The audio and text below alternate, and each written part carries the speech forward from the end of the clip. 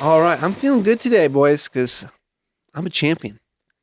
I'm a champion. I feel vindicated from last episode of Off Trail with Luke and Chandler. I'm Luke, I'm Chandler.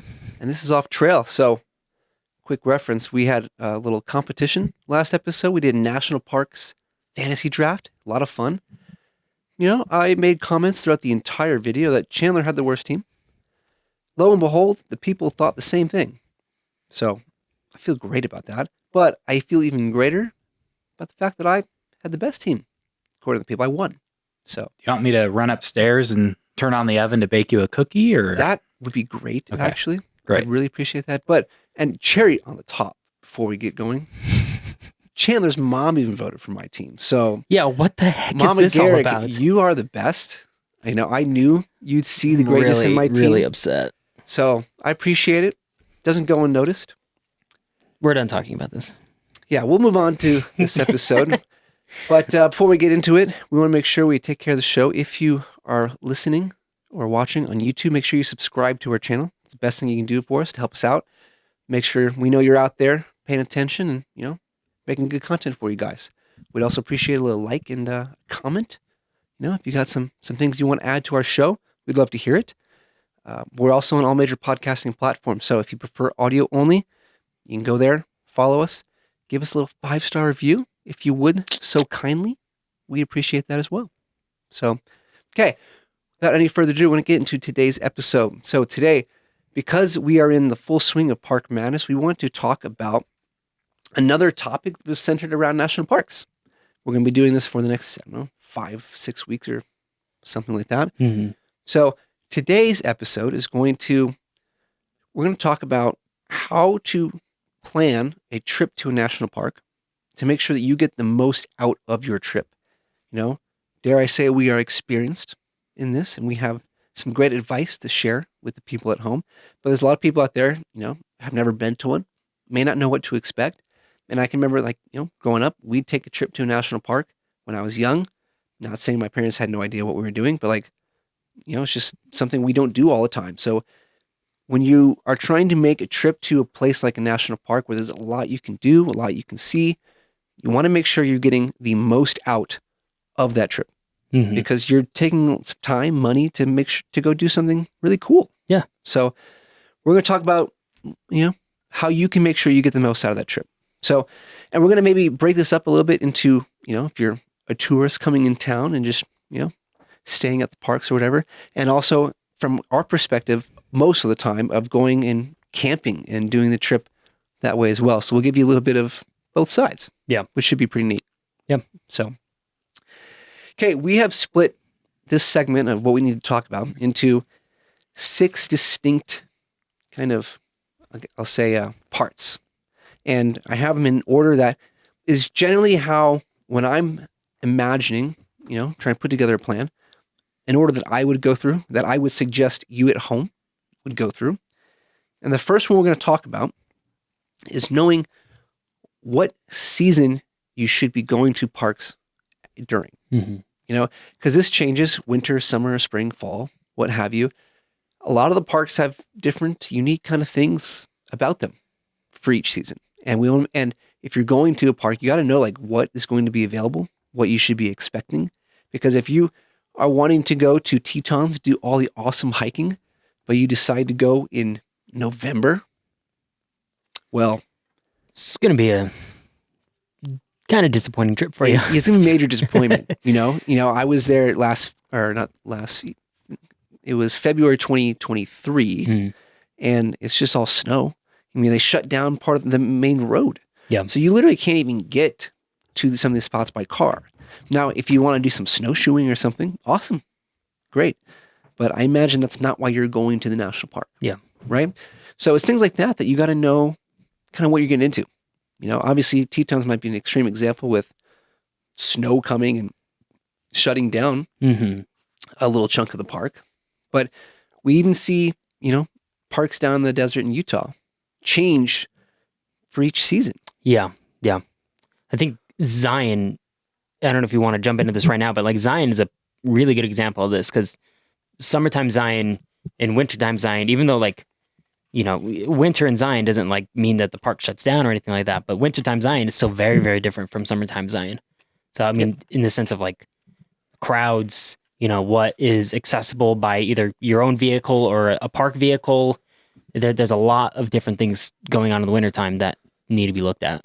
Yeah. So for those who might be listening and don't know, Zion is a park where the vast majority of at least the main section of the park in the summer, you cannot access with your own car. Mm-hmm. You have to take their shuttle service that they have, and it's free. So awesome. You take the shuttle service from the park visitor center, right in front of the park, and that will take you through this little gated area to get to all of the main attractions, the trailheads that you want to go hike, Angel's Landing, the Narrows, Emerald Pools, all those things. So in the summer, you have to take that. You literally cannot take your own car back there. And so you're very limited on like when you can and can't, get into that. If you want to go in for sunrise, well, you might be out of luck. Yeah. Now, you can bike back there anytime you want. So if you have a bike, you can also rent bikes from the town. Mm-hmm. That's right outside of Zion. But if you don't have a bike, and you want to be, up at Angel's Landing, now that's a different story too. We'll talk about that later. But if you want to do like a hike for sunrise or sunset, well, you're not going to be able to get on the shuttle before sunset because they kind of start it right around, or sunrise. Yeah. Because they kind of start the shuttle right around sunrise, and the last shuttle back in is right around sunset. Yeah, it's like at dark. Yeah. Yeah, so you can't just go do your sunset hike and then come back and expect the shuttle to be there for you because it's not going to be. Yeah. And then you have to walk, and that's a long walk. Yeah, you don't want to walk that. It's like another 5-6 miles depending on where you're at. Yeah. But in the winter, like you referred to, you actually can drive back there. Mm-hmm. I have not been there in winter yet to get to do that myself, but you have, and we'll let you talk about this. But the shuttle is not active during the winter. There's much less traffic during the winter at Zion compared to the summer. And so they do just open that up, and you can drive yourself back to all the trailheads and park. Because you'll notice in the summer, there's parking lots at these spots, but there's no cars because they don't let anyone in. But in winter, different story. Yeah. That's the thing. Like in the summertime, a lot of those parking lots are just filled with buses, and they're mainly just like bus drop-off zones. But in the wintertime, you can basically access almost wherever you want from your car, at least. And so many less people. Zion literally is like, it's almost like a ghost town in the wintertime. It's amazing. Obviously, like, you have to be okay with going out and being cold, and, if you don't want to be out with the all the dead trees and stuff, like, that's up to you. But, like, I think winter is probably the best time to go to Zion just because it's way quieter. It's much easier to get to a spot by yourself, where you're not surrounded by other people than it is in the summertime. So even like Angel's Landing, a place that's super, super popular, or Scout Lookout, Scout Overlook. Like in the wintertime, there's not very many people up there. That parking lot for that trailhead might fill up, but it's a maybe, it's really nice. So it just kind of depends on what you're looking for. Yeah. And that's why it's important to know what you're trying to get out of a park, because if you come in the summer, everything's available, but you might be a little limited on time. Yeah. It'll also be more comfortable. You don't got to worry about weather really unless it rains. But in winter, it's like, there's less people, which is awesome. You can drive yourself to a lot of these things. So you have more flexibility with time, but you might need to have spikes on you, little spike attachments you put in your shoes, if people don't know, to help you get across ice or snow. Like, you're going to be dealing with different elements. So you have to be prepared for that kind of stuff, And if you just come in blindly in winter to Zion and you didn't know that was going to be the case, well, you might be a little surprised. Yeah. Zion gets snow. Just because it's in the desert doesn't mean it doesn't get snow. Zion, a lot of time, it gets a lot of snow. Yeah. So. And just to be fair, like, we're not just talking about Zion. This is for a lot of national parks as well. Yeah. A lot of the Utah parks are like this because while they're all very different, and we're going to talk about the Utah parks next episode, they all kind of share a little bit of the similarities in the fact that, like, summer and winter have different feels to them. A lot of them can get snow. And so it just, Bryce is another great example too. Bryce is a great example. We can maybe just move to that real quick. Like, Bryce, in the summer, very comfortable. It's fun to be up there at high elevation. So It's not super, super hot during the day, but in winter they get plenty of snow. You had a ton of snow. I think there, at the time of this recording, there's snow there right now. Yeah. Yeah. And so it's just one of those things, like if you just expect it to be like you see all the pictures of, and you go there, you know, at the odd end of the year, well, you might be surprised and see snow. And now hiking in Bryce is a different beast in the snow because you don't want to slip down that. Yeah. No. Yeah. No.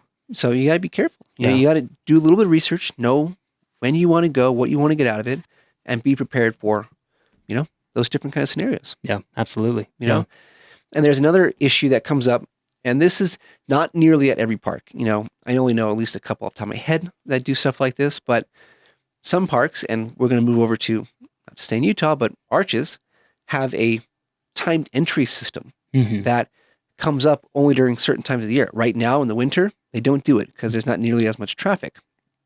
But in the summer, I think it's like April, they start this. I think so. Yeah. And I can't remember when they end it, but it's about April when they start this. You literally have to make a reservation to enter the park. And if you don't have that during the day, during the summer, you can't get in. Yeah. And so if you're like, hey, I'm going to go to Arches this summer, awesome. Happy for you. Not really, because Arches sucks. But you need to understand, like, if you want to go, you have to do your research ahead of time and make sure you also think about that timed entry. Yeah. You know, now you can also get in before sunrise. People may not know that. The park is open and you can kind of avoid the timed entry system, but don't come out because you can't get back in. Yeah. But parks like that, and I can think of another one too.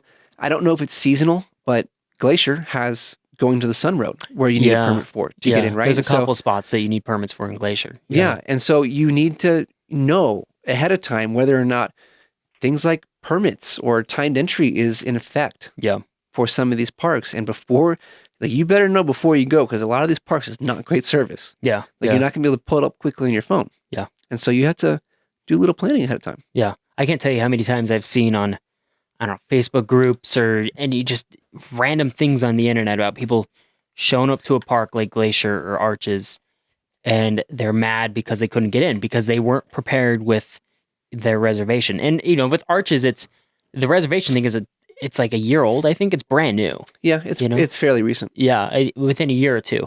You know, and part of that's just because the mass influx of people they had coming in during 2020, 2021. And that was kind of the reaction to it. But yeah, a lot of people just show up and they don't know that that's a thing. And then they get really mad that they can't get in. You know, they feel like they've wasted a vacation now. Yeah. So, you know, I think, and correct me if I'm wrong, but I think Yosemite has something similar, at least during Firefall. I've heard of that. I think there's maybe. they had like maybe just limit how many people can get in or something. Or there's an area that's limited. There's something like that. I can't remember. But again, goes to show, if you are going to a park, you need to do a little research ahead of time to make sure what you want to do, when you want to be in there, like, you know, the details about, because you don't want to show up day of and be surprised, like, oh, now I can't do any of this. Yeah. You know? Yeah. That almost happened to us at Rocky Mountain. They also do the timed entry, and I just happened to see it the day before we were potentially going to drive through, and they were already sold out. So that would have been like a 2-hour drive wasted. I didn't know Rocky Mountain did timed entry. Yeah, I didn't either until last July when we were there. Really? Yep. Surprising. I think it's just the it might just be like the main road. I don't know what it is, like through Estes Park. It wasn't just like Emerald Lake and everything, Dream Lake? I don't remember. Because I know they at least like stopped parking when I went there. Like, they wouldn't even let you try to park. Oh. Because it was just it was full. Right. And so like, hey, don't even bother. Just close on the road. Keep driving. But that's a little different than like timed entry and reservations and stuff like that. But yeah, know when you want to go, what you want to get out of the park, and make sure those line up well. Yeah. And just do your research. Yep. Do your research. Yep. Okay, we're going to move into segment 2 here, and that is going to deal with lodging. Now, for a lot of people who are coming out of town to come see these places, that's going to look like hotels probably. Mm-hmm. But there's also camping options at a lot of these places. We'll get into that. And there's also another side of things that, you know, we often partake in ourselves, because I personally am not going to pay for camping if I don't have to. Yeah. And that is just going and finding camping outside of the park that is free.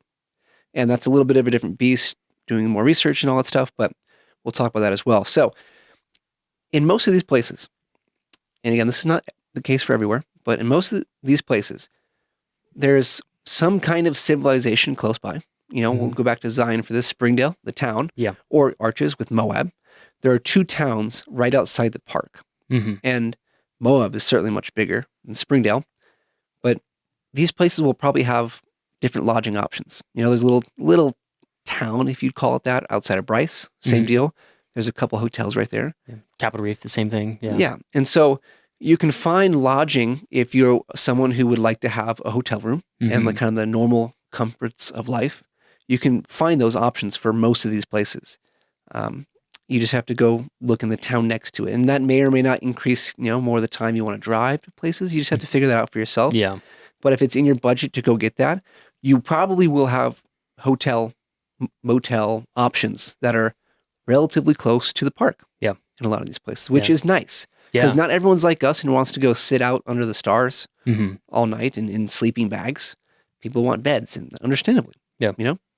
Beds are nice. Yeah, beds are nice. But, if you are someone who would like to try the camping experience, you have options there as well. Yeah.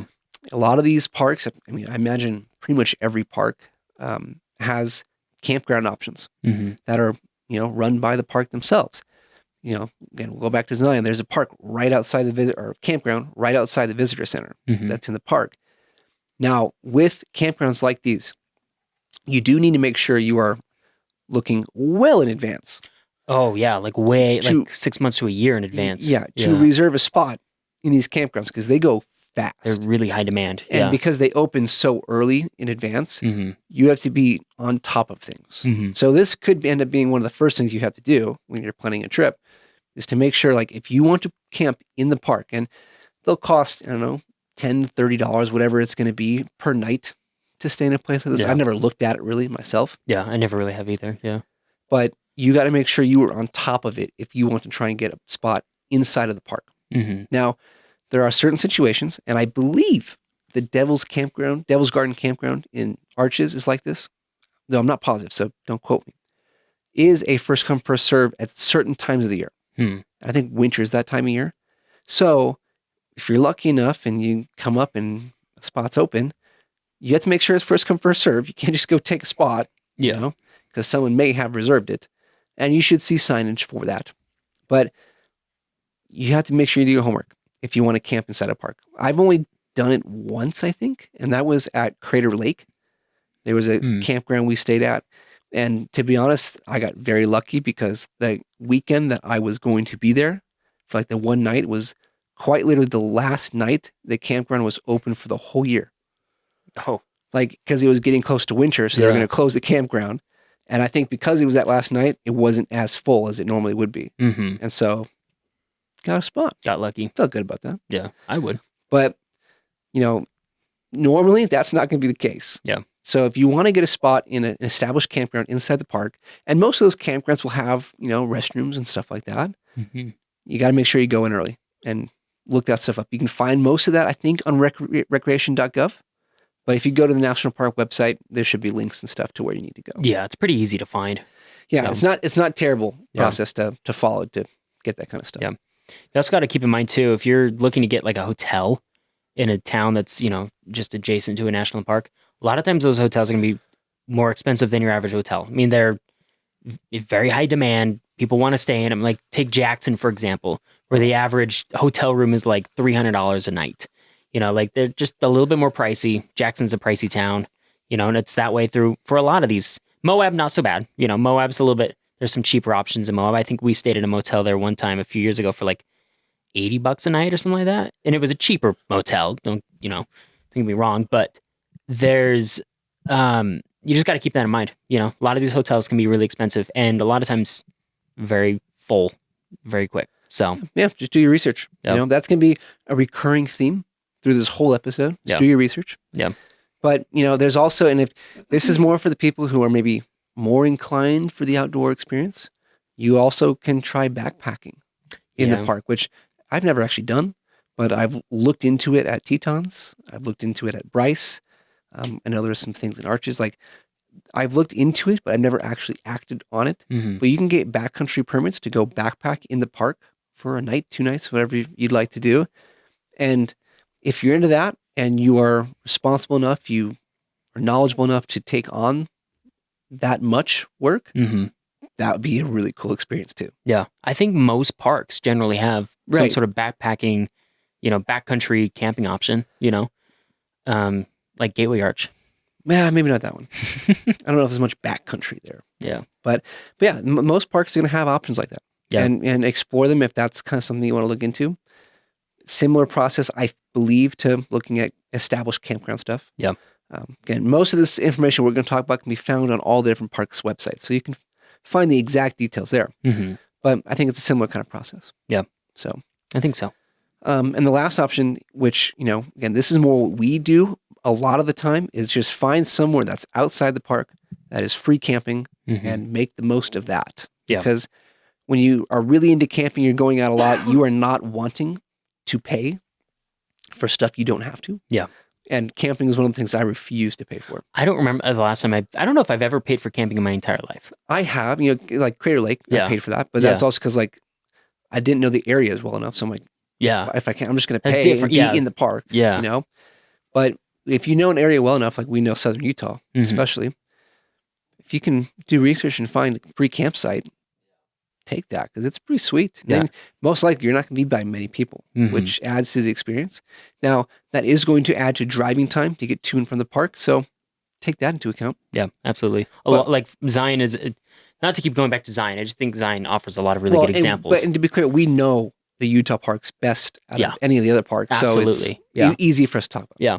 But I think, like, for example, I have a spot that I like going to just outside of Zion, and great camping spot, but it typically adds, 15, 20 minutes to get into the park. Right. So just keep that in mind. It's a great Yeah. spot, and it's like my go-to. I go there every single time. And I probably will not stop going there, but I've got a spot for you in Zion. I don't think you've been to. really, Yeah. because I've been to a few spots. I'll I have have to one that I I'll stayed have to at, show you but- this on the map. Uh-huh. I believe, now drive time I don't know, but I believe like by the way the crow flies, Mhm. it is the closest spot to the park. I wonder if it's because I have a spot that I want to try out that's really It close. might be the same spot. It might be. I kind of want to see. We'll have to check this. So But yeah, so just know that there are options like that out there as well. Now, that takes more research to make sure you're doing it right Mhm. and responsibly. Camping in areas that you actually can camp in. And if you'd like to know more of that kind of those details and how we go about researching stuff like that, because we've done a lot of that, and oftentimes we just look on Google Maps, see, oh, that looks like a campsite, and then go confirm with land management stuff to see if it is indeed yeah, a campsite. Yeah. But there's some steps and some rules you got to make sure you know about. And Yeah. we won't go into that here because that's a whole other conversation. Yeah. But that kind of camping is an option too. Yeah. A lot of fun. yeah, absolutely. Okay. Next segment we have is knowing what activities you would like to do at these parks, and then also what gear you need to make sure you can do those activities responsibly. Yeah. Okay. I want to know what gear I need if I'm going to ride the elevator at Gateway Arch. I believe just shoes and shirt. You get service, right? That sounds right. That's my guess. Yeah. Unless you're a president.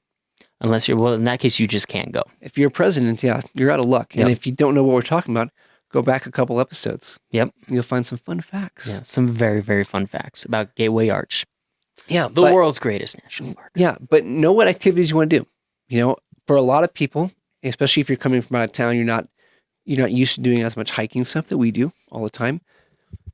Overviews is going to be a really good bet. Like you're going to love the overviews. Mhm. It's going to differ for every park, so we can't necessarily name specific ones. Overviews are great. The smaller hikes will be great. You'll have to figure out exactly which ones you'd like to do. Do your research on the park websites. They should usually have a list of easier to more difficult hikes listed out. So you can find that stuff.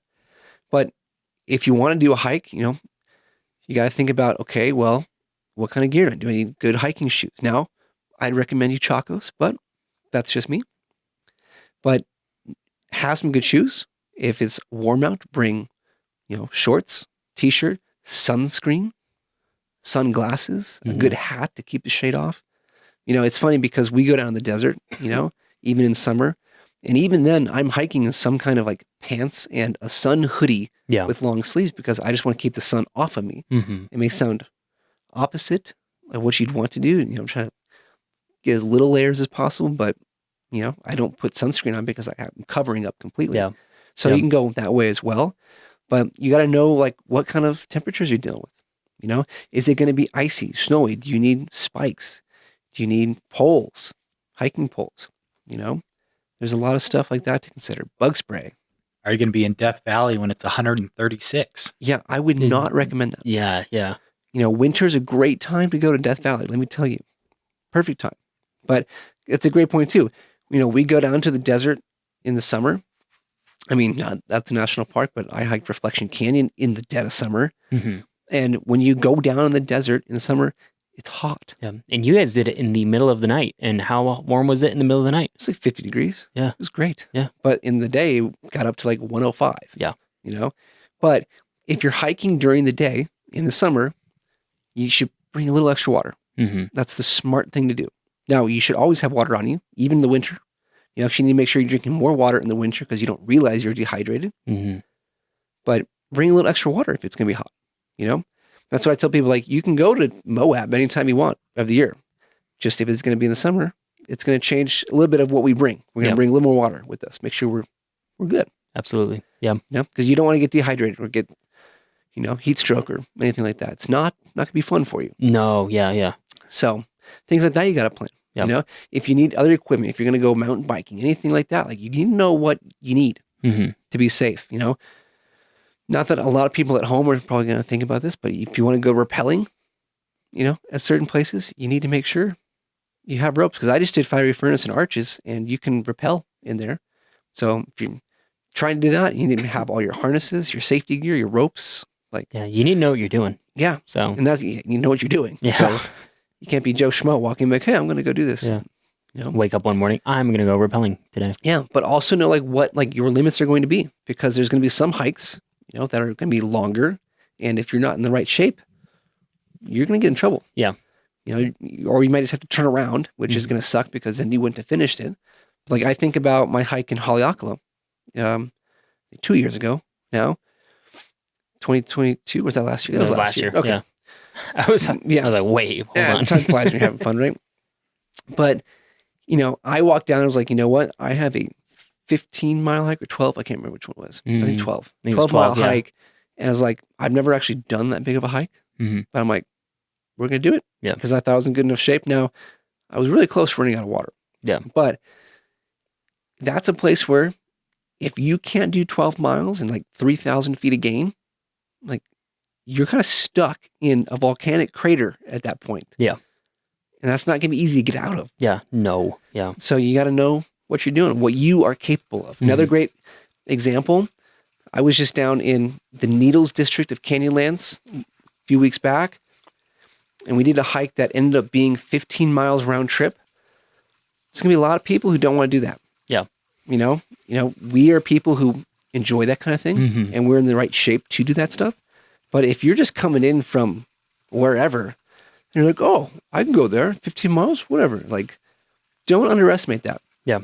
Yeah. Because- you got to take into consideration elevation gain, or not even just elevation gain, but elevation in general. Because like if you're coming from back east and you are, want to go hike Delta Lake in the Tetons in the summertime, that's some elevation difference. If you're coming from sea level up to 5,000 feet. Well, or look at Bryce. Bryce is a great example. I mean, yeah. people don't understand how high in elevation Bryce is. I think Price is like 8,000 feet. it's Yeah. way higher than we're I at was right now. there Yeah. July last year. It was after we did Reflection Canyon, actually. Same weekend.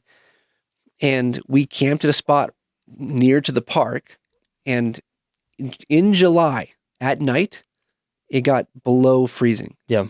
Because it's that high of elevation. Yeah. Yeah. So you got to know these things Mhm. and know what's you're kind of looking at to be safe with whatever activities you want to do. Absolutely.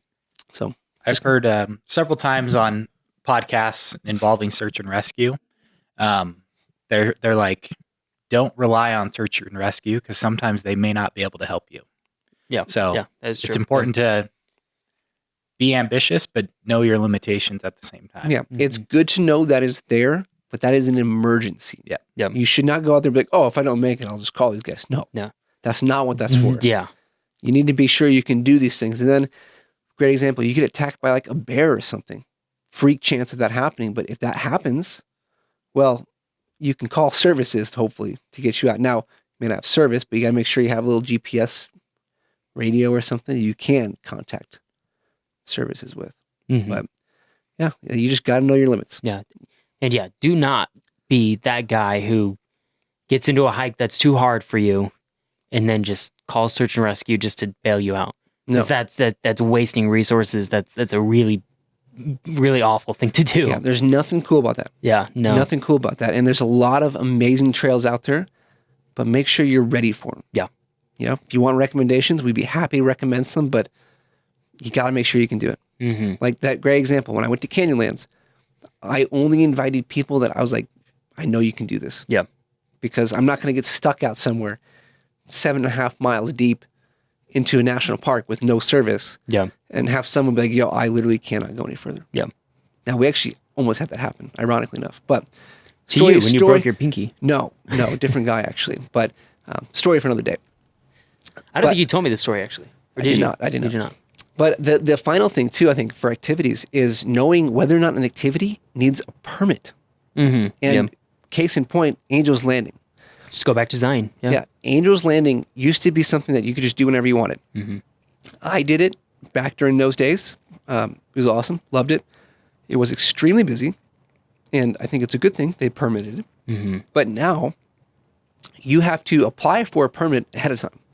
Now, there's a couple different ways you can get a permit for Angel's Landing, but we're just going to speak about permits generally. You have to make sure that, you know, if there's a hike like that you want to do, or Fiery Furnace and Arches is another one, and I highly recommend that. But you do need to make sure, if you need a permit for these places, that you think about that ahead of time and apply for those when things open up. Because if you just wait even a day, there's a good chance all those permits are gone. Yeah. Yeah. Because those things are so popular. Yeah. People want to do them, so they go get them right when they open up. Yeah. And some, you got to keep in mind too, like, Angel's Landing is a really good example of this, but they don't open up permits for each day they open up a new set of permits for the following day. And they don't like put them out very far in advance. They only put out permits for a day of hiking on Angel's Landing, like a day in advance. So you have like one shot. Like if you're going to go there on a Saturday, Friday, you got to be ready to try to get a permit. And a lot of times you might not get it, you know, like that just happens. Now, they do have seasonal ones too that you They can do. apply That's true. Yeah. more ahead of time. But for those daily lottery ones, yeah, like you have no idea if you're going to get it. And Yeah. when I went there back in October of last year with a buddy, we went down there thinking, we're going to try and we're going to make a whole plan around getting permits. Mm-hmm. But if that doesn't happen, we have backup plans. Yeah. And we tried for 2 days to see if we get it. Like, we tried for Saturday, didn't get it, so we did our plan. And before we left the park to go over to Bryce, we're like, let's just see. Mm-hmm. And so we applied again, didn't get it again. So we did our audible plan. Yeah. But you got to know ahead of time because they will not let you up Yeah. on Angel's Landing without a permit. No, they have rangers up at the at the base of Angel's Landing checking people. So they will not let you go. So I think Half Dome is another one that needs a permit, but that one's further out in advance. I think that one they do at the beginning of the year or something. So if you're interested in doing Half Dome, gotta get that one early. yeah. Yeah. So again, common theme, do your research. Yeah. Make sure you know ahead of time what you're getting into, what you want to do to make sure you have the best time at a park like this. Yeah. Okay. We're going to move on to One last point for the activities part. Go ask park rangers. They'll be able to give you recommendations for your Yes. activity level where you're at. yes. Thanks for bringing that up. Yeah. Because that is a great point. You know, and I can tell a story recently too. Our good buddy Wyatt Peterson, it was down in Death Valley. I was there a month and a half before him, and he was like, "Hey, like, what's the road condition like out to Racetrack Playa?" I was like, "Well, this is what it was like for me. This is what you can expect, at least from my experience." But that was a month ago. So go talk to a ranger in the visitor center, and they should be able to give you a more recent update on what it looks like. Yeah. You know? And now you're unfortunately having to mix two different stories of what it might look like. But Rangers are going to know best at most of these places because they work there Yeah. every single day. Yeah. So if you have questions about activities, if you have questions about what's open, what kind of gear you may need, go to them. Mhm. They're the best resource that you have when you're at a park. Yep. Unless there's people like us there, And then we're better. then we're better. Yeah. But yeah, ask a ranger. One of the best things you can do. Like, don't be afraid of that. That's why they're there. Yeah. To help protect everyone, but also to make sure everyone's informed and educated about the park. Yeah. Absolutely. Yeah. So use them to your advantage. Yes. All right. Thanks for bringing up that point, BDOTES. We're going to move on to the next segment, which is food and fine dining. Not necessarily fine, but dining for sure. But maybe some fine. If you wanted to be fine dining, If it you could consider be. peak refuel, backpacking meals, fine dining. That's high up on the It list. is. Yeah. But we're going to talk about food. And, a lot of people might be coming in from out of town. If they're staying in a town at a hotel, you might be looking for more of the typical, town food in the city, in restaurants and fast food. I will admit, I don't go to those places much. Mm-hmm. I'm usually eating a sandwich out of my food box from my truck. Yeah. But that's how I roll. But you will have those kind of options, albeit maybe limited in most places. Yeah. But you'll have some of that. Yeah. It definitely depends on the park that you're going to. Because, if you go to Arches or Candylands, you have Moab, and Moab has tons of restaurants. Quesadilla Mobilla. Quesadilla Mobilla. Yep. That's the greatest restaurant in Moab. Moab's like this, Springdale's like this, East and West Glacier up in Glacier National Park are like that as well. But not every park is like that. Like, you go to Canyonlands, and I think the closest restaurant within 200 miles is a Subway, I think. Well, So- you have Moab that's right there within 200 40 minutes that's- from Islands in the Sky. Would you say? No, I said. You said Canyonlands. Oh, I meant Capitol Reef. Oh, That's okay. what I meant. Yeah, okay. Sorry, yeah. Yeah, no. Yeah, there's, I was like, Moab's not right. Capitol Reef has a pretty good little food truck, though. Does Capital it? Burger. It's one of the best you told me burgers about this, Bethany and I actually, have ever had. Yeah. No, there's a Subway though that's right outside of Capitol Reef. And Yeah. I don't know In there's that much. town, Yeah, yeah. in Dory. Torrey. Yeah. Yeah. But yeah, it's like you got limited options in a lot of places, but I can tell you Death Valley, I don't think there's much out there. there's not much. Yeah. I mean, we stayed in an Airbnb, my family, when we were there, and the town we were in of Pahrump is literally an hour from the visitor center, and I can tell you, in between those two spots, nothing. Yeah. Like, and when you're in the park, you're at least a good hour and a half from food. Yeah. So you got to know. Yeah. I think another one that people need to keep in mind, just because a park is super popular doesn't mean it's going to have a lot of great food places. One really good example of this is Grand Canyon. I don't know if I've never been. You've never been. So inside the park, there's some food options, but there's really not a lot. And the closest town is, I don't know, an hour and a half away, something like. I can't remember what. Flagstaff.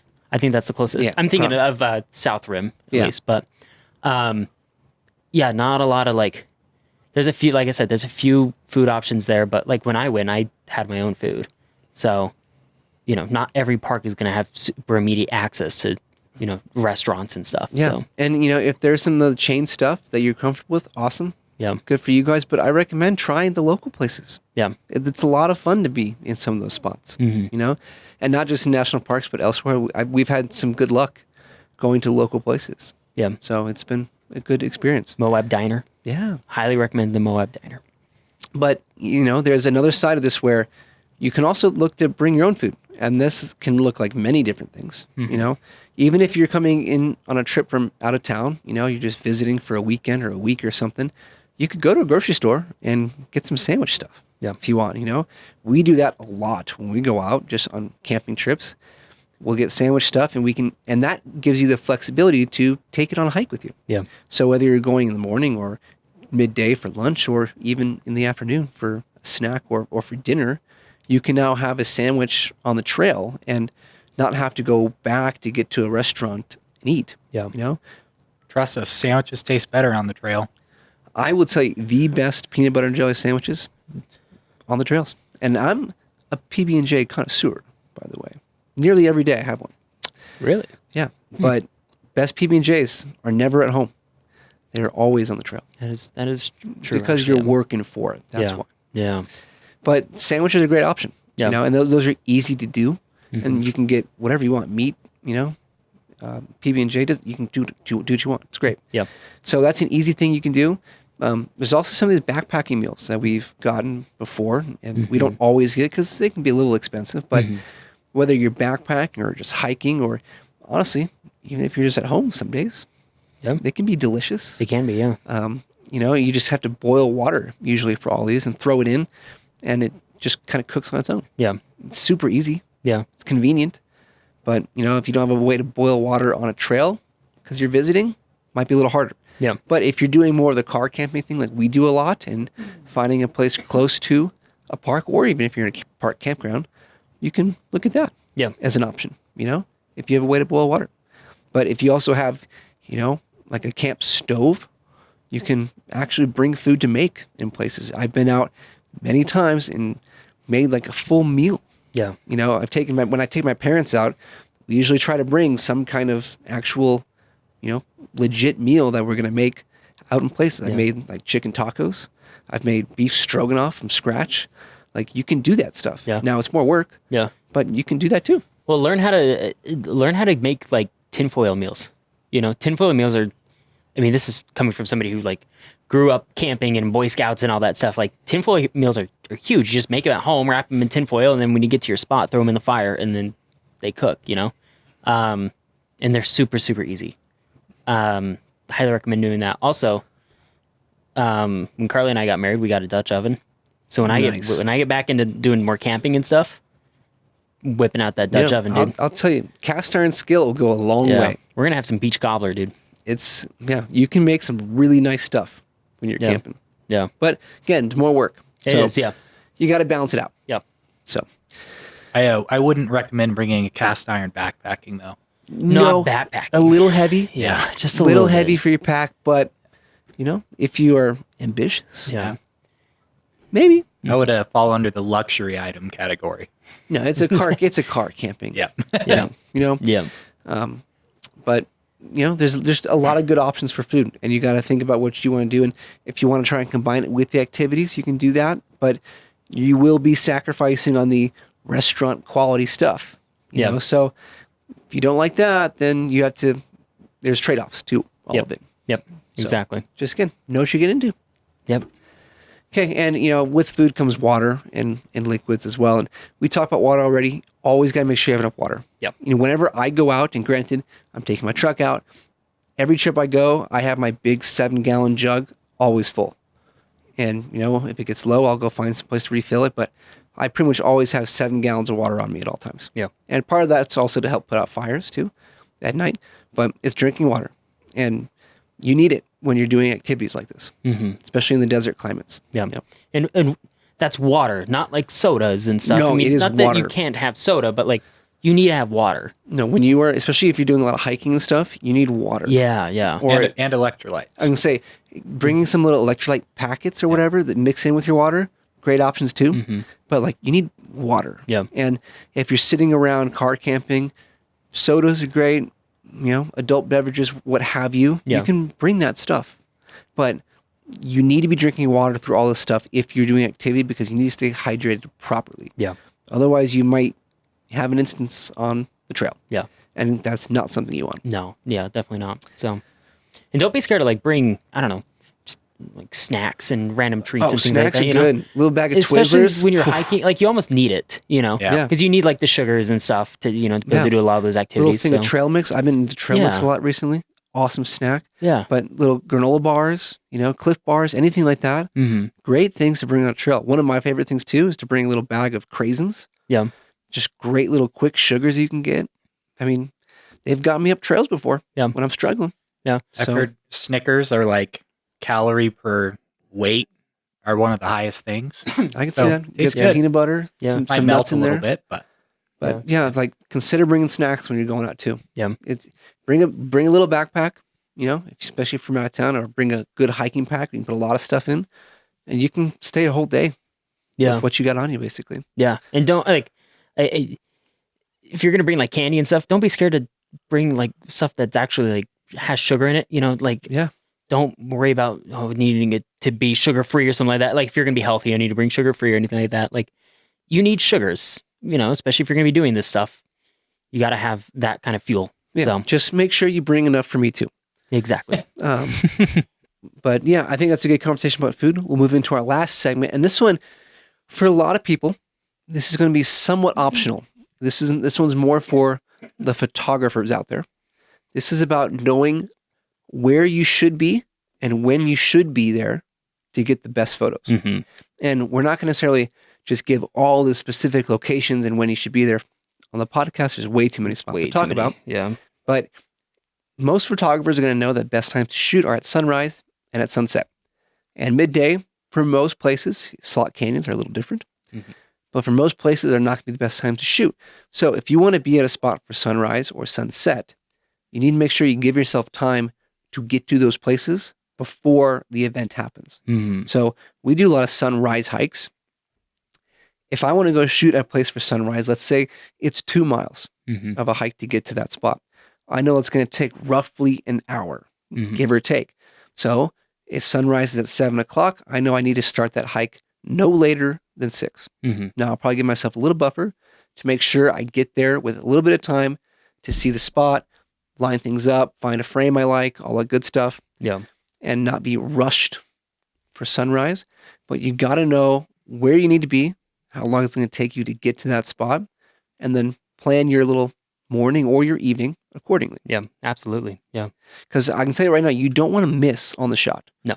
You don't want to not get this shot because you weren't there at the right time. If you are, a great example, when I did Delta Lake up in the Tetons, the exact time where the Grand is lit up with the Alpine glow is quick. Yeah.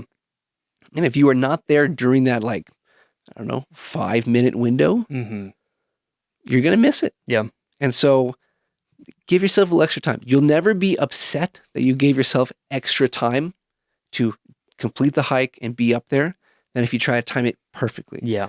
I think we used to try to do a little bit of trying to time it perfectly when we first started a lot of this stuff, but I'm over that now. Yeah. No, let's get there early. I will give myself 30 minutes, even an hour sometimes Mm-hmm. at the end of a hike just to sit there, enjoy being in the place and wait until that sun comes down over my frame and The birds chirping. the birds are chirping. You Yeah. hear the wind blowing, the river's gushing, trees blowing. I mean, there's just so many good things that you can take in at a spot if you give yourself more time. Yep. Absolutely. Yeah, some of the most peaceful experiences I've had are like that pre-dawn moment right before the sun rises, and it's like crisp air. It's very Oh, nice. those are the best. I mean, again, not even national parks, anywhere. Yep. But those are the best times. I mean, you'll never be disappointed by giving yourself that extra time. Yeah. You just never. won't. Never. Just give yourself the extra time to be in the place and enjoy being there for at least 10 minutes, and you won't regret it. It might suck, like waking up that extra 15 minutes, 30 minutes, whatever. Sure. But then once you're there, it's totally worth it. Absolutely. There's never going to be a time where you're like, man, I could have used that extra 15, 20 minutes, No. So, Yeah. I mean, it's just the way you should do it. Yeah.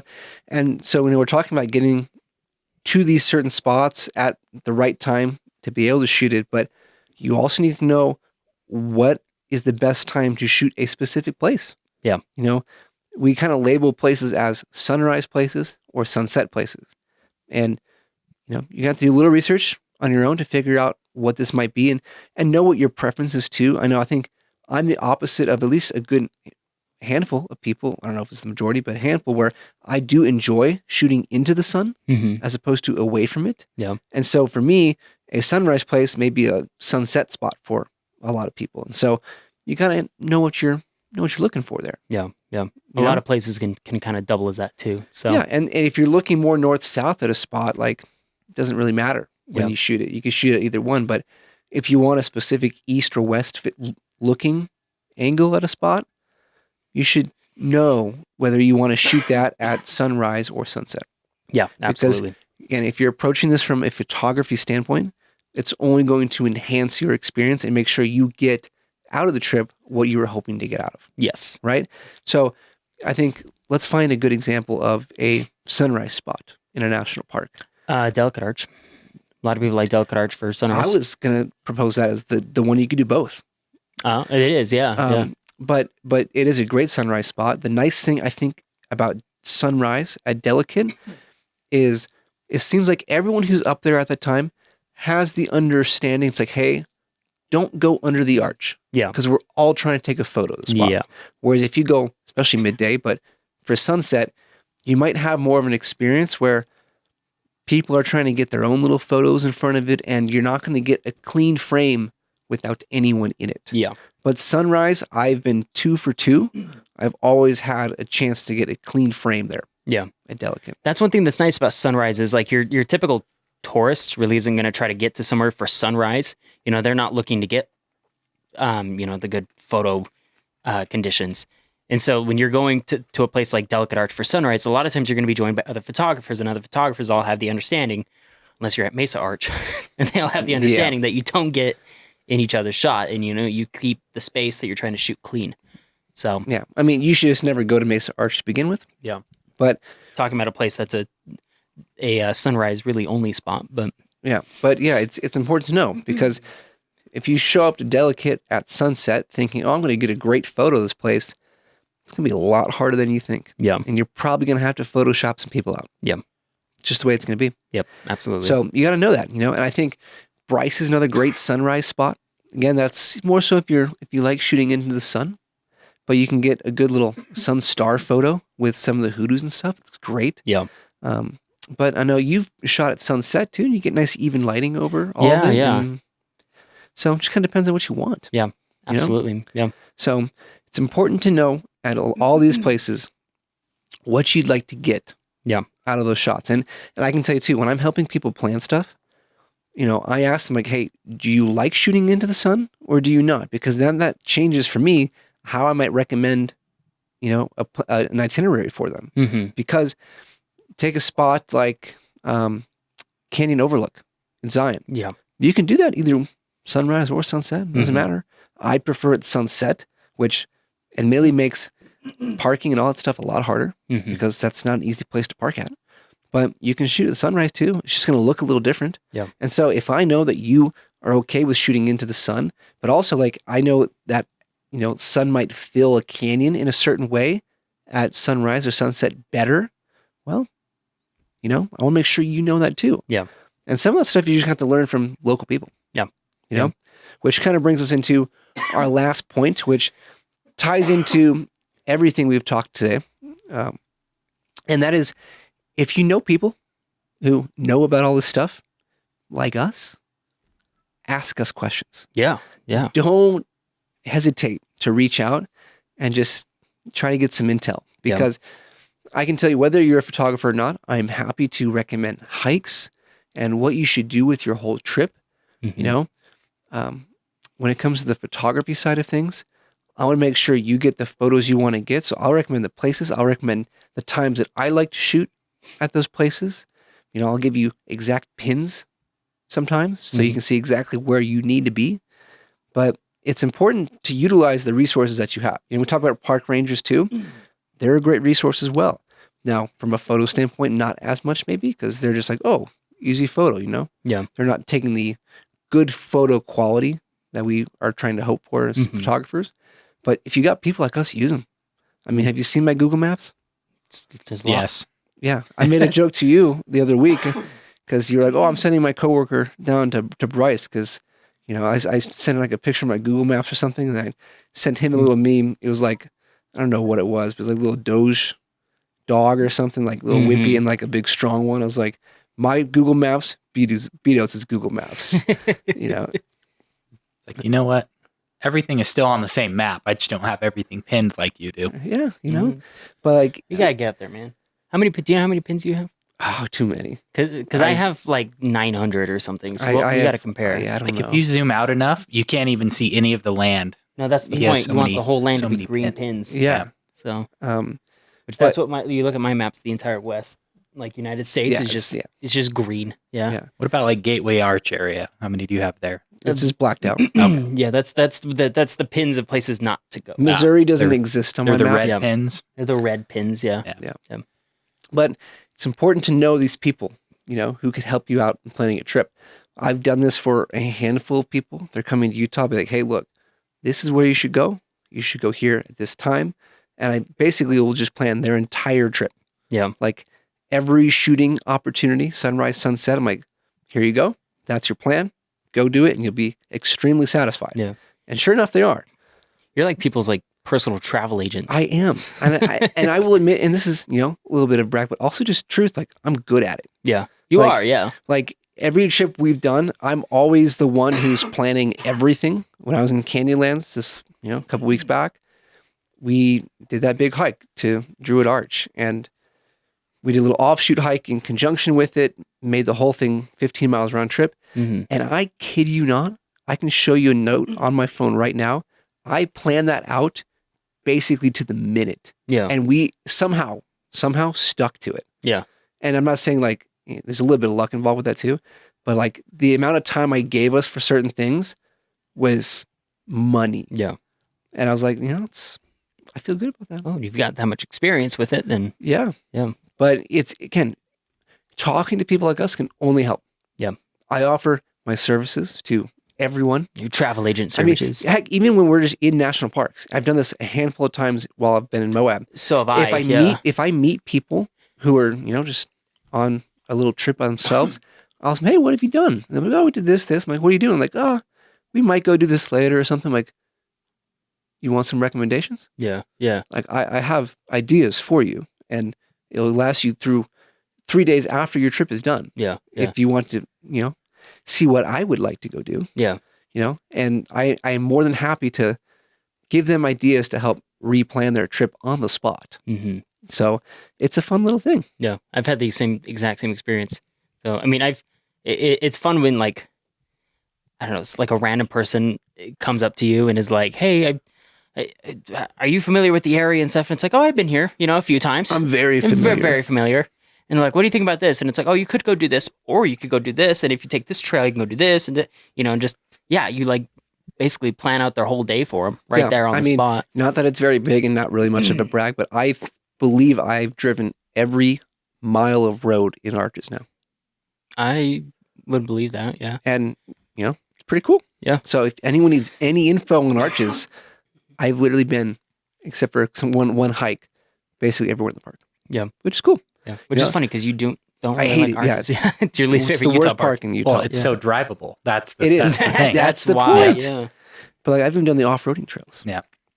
But, again, you can't stress enough. Use the people that you know, or you might be just even remotely connected to, Mhm. and get info from them on how you should do trip. Most people that we're connected with are friendly enough to offer advice when needed. Yeah. They may not go as in depth as I might, because I just like doing this.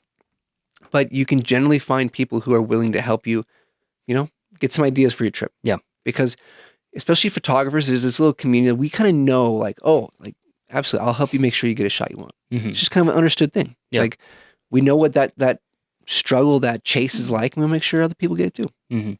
We get a certain level of giddiness when we send somebody that we know is a certain spot, Mhm. just because we know what it was like our first time there, Yeah. and sending them out, we can't wait to hear what it was like for them. Dude, I love that feeling. Like when I planned the whole like week-long trip for these Tennessee boys that came in, I was like, I really want to be there. Like, Yeah. because I just know it's going to be awesome. Yeah. You know exactly what they're feeling. Yeah. Yeah. I'm like, I hope you get great sunrise and the sunsets. Like, you are going to be stoked out of your mind.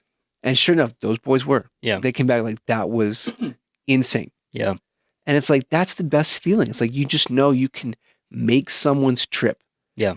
And it just gets back to the whole thing. It's like, it's not about us. It's about everyone. Yeah. And we want to make sure we're there for people. Yeah. And Yeah. gosh, there's nothing better than that. That's what I don't know if that it just speaks to the power of these places. That when something like this happens, when you send somebody to these locations, that you just want to be there. They see the reaction on their face when they see, some big arch or something like that, or it's so cool. It speaks volumes to how cool these places Absolutely. I mean, it's an incredible feeling, There's nothing better than that. Yeah. And again, I'm happy to suggest places for you to try and make sure you get that experience Mhm. because you're going to remember that for a long time. are. Yeah, it'll stick with you forever. Yeah. It's just a cool thing. So, Yeah.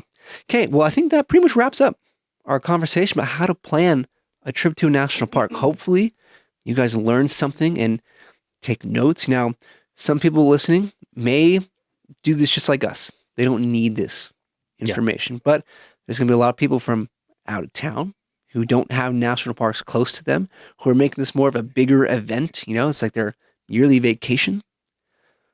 Hopefully this helps, because I can think of a lot of the trips I took, you know, especially early on, knowing a lot of this would have been awesome. Yeah. Because you're just kind of figuring it out as you go, Yeah. you know, but having a little bit of a guide and these little 6 categories that we kind of broke out here, if you kind of follow that to a T, you're going to have a good plan. Yeah. Because I believe in a plan. A lot of people like to just, you know, go with the flow. Mm-hmm. And I understand that, but oftentimes people can go with the flow because they're with me. Yeah.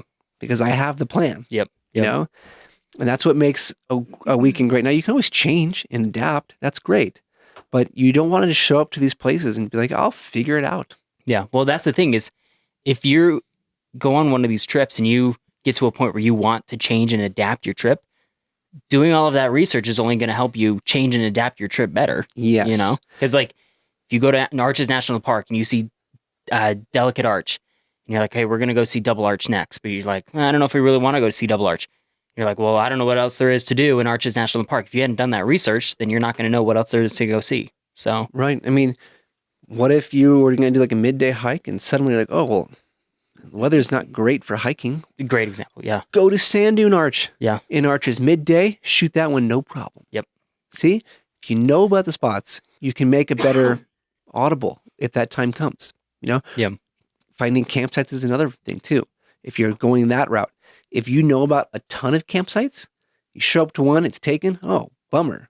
If that was the only one you knew about, good luck. Yeah. Yeah. That's why we, you know, a lot of our pins on Google Maps, yes, it's places to go photograph, but It's a we lot just of- pin There's campsites, a ton of camping sites. Yeah. you know, and that's also an important thing too. Yeah. I think every spot that we generally like to go to, you know, like Moab, Springdale, Capitol Reef, anything like that, we have, I don't know, just a plethora of camping spots picked out all around each of these places. Yeah. So You want to have options. Yeah. In everything. Yeah. And to have options, you need to make sure you do the adequate amount of research. mhm. It's the most important thing you can do. Yeah, always have a backup plan. And again, even if you ask one of us for recommendations and all that stuff, it's great, but you should also do your own research so you know what this place is going to look like. Go look at a map, go look at Google Earth, anything like that. I can't tell you how many times we've just been on Google Earth before we get to a place and we show up, we're like, yeah, I've basically seen this before. Yeah. Like I know what's going to look like. Yeah. That's a good feeling. Yeah. So, yeah. Good tips for today. Again, hopefully you got something out of that. And let us know in the comments. We would appreciate the feedback. Yes. That'd be good. We're going to move into the last little segment of the episode here today. If you follow along weekly, you know that we add a new item to the back of the table here every single week. You know, just a little way to have some fun and see all the memories and all the episodes we've done. And today, Chandler, you have an item for us that you'd like to add. Yeah. So, in honor of national parks, the other day I was walking through Target and I literally was just walking past a shelf. I was in like, I don't know. You're going to think this is funny actually. The kids section? Because No, you're 12? you're going to think this is funny for another reason. It's kind of an inside joke, but this is the Oh, truth. I know where you were. I was walking by the basket aisle and Looking for some decor? I was looking for some baskets and I passed this aisle and on a shelf was sitting this little Smokey the Bear hat. Nice. And I walked past it and I was like, no, I need that. And I backtracked, picked it up, bought it. So in honor of our national parks and our public lands, Smokey the Bear, you know, put out your fires and treat the land well and don't destroy things. I like So, it. Yeah, a little hat. I don't know exactly where we'll put it up here. Yeah, but Smokey needs a place. Smokey needs a good little spot On the up here. desk? I think we'll probably... Little reorganization. Yeah, we may reorganize it a little bit. I think we'll probably kind of center this, but You do that. I will lead us out. lead us out. Again, thank you for listening to this episode of Off Trail with Luke and Chandler. If you're watching on YouTube, be sure to subscribe to our podcast so you see every episode that comes out when it comes out. Also, make sure to like this video and leave a comment for us because we want to hear from you guys. We'd love feedback, interaction of any sort. We also are on all major podcasting platforms if you prefer audio only. So you can find us there as well. Be sure to leave us a 5-star review because we're good at what we do. We like to think so. We think that, but Yeah. realistically, like 40 people watch this, so doesn't mean much. But we have fun with it. Yeah. So, all right, that's it for today, everyone. We will see you guys next week. Take care. Happy exploring.